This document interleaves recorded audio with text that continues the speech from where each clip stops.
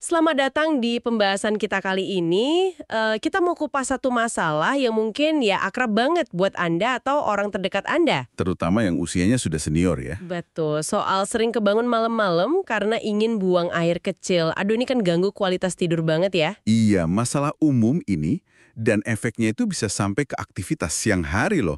Jadi bukan cuma lelah aja. Oh ya? Gimana lagi? Ya bisa pusing, badan rasanya pegel-pegel, bahkan ini yang agak bahaya, bisa meningkatkan risiko jatuh.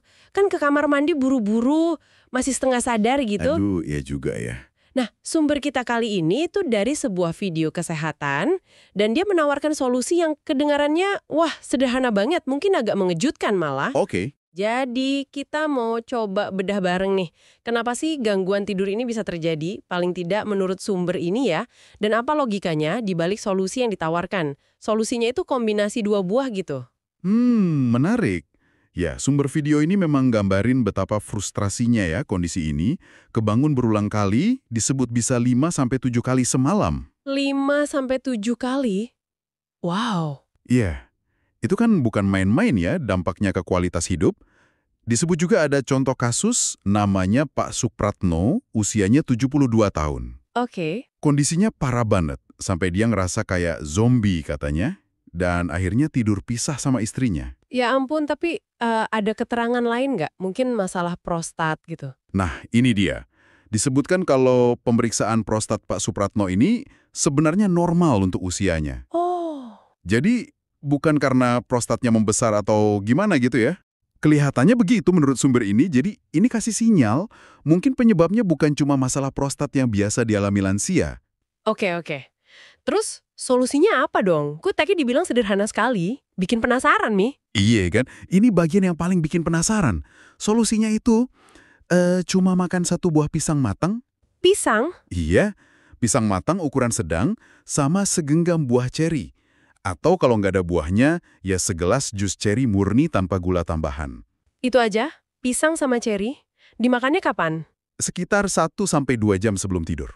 Sesederhana itu, katanya. Cuma pisang dan ceri. Oke.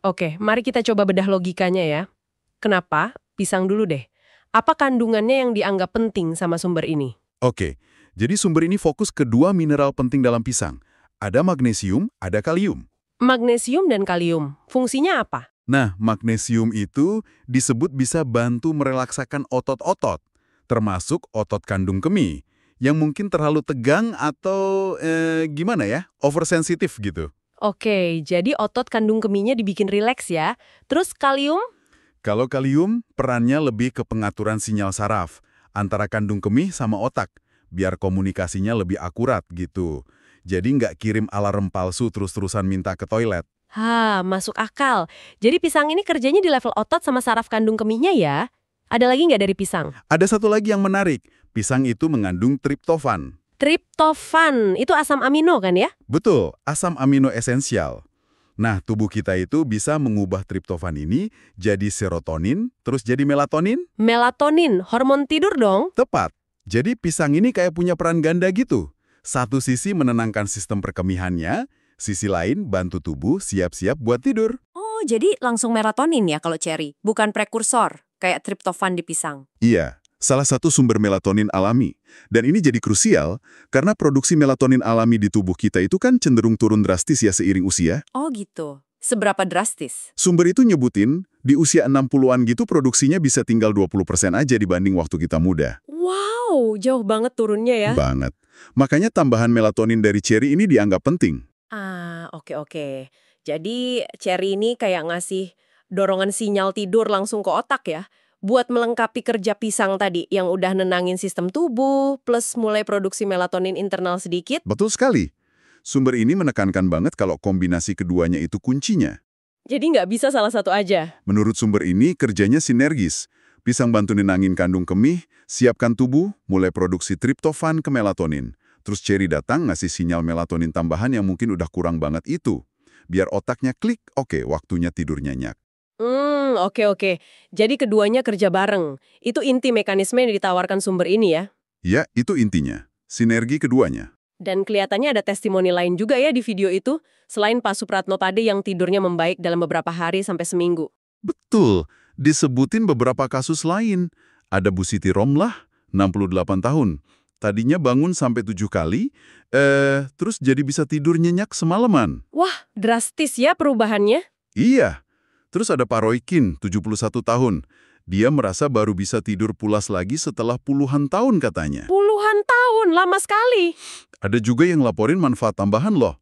Kayak Bu Ngarsini, 70 tahun. Dia bilang kram betisnya pas malam hari jadi hilang. Oh, kram betis hilang juga. Iya. Sama satu lagi, Pak Andre, 73 tahun. Dia ini atlet sepeda veteran. Nah, dia bilang kram kakinya setelah sepedaan malam itu berkurang dan bangun paginya jadi lebih segar. Wah, menarik ya manfaat tambahannya itu. Berarti nggak cuma soal ke toilet aja. Kelihatannya begitu dari testimoni yang ada di sumber itu ya. Jadi kalau dirangkum nih, sumber ini intinya menyajikan kombinasi pisang dan ceri ini sebagai cara alami gitu ya. Memanfaatkan nutrisi spesifik dari buah buat bantu tubuh nemuin lagi keseimbangannya. Terutama keseimbangan fungsi kencing malam hari sama siklus tidur. Tepat. Rangkumannya pas banget. Fokusnya di sinergi tadi.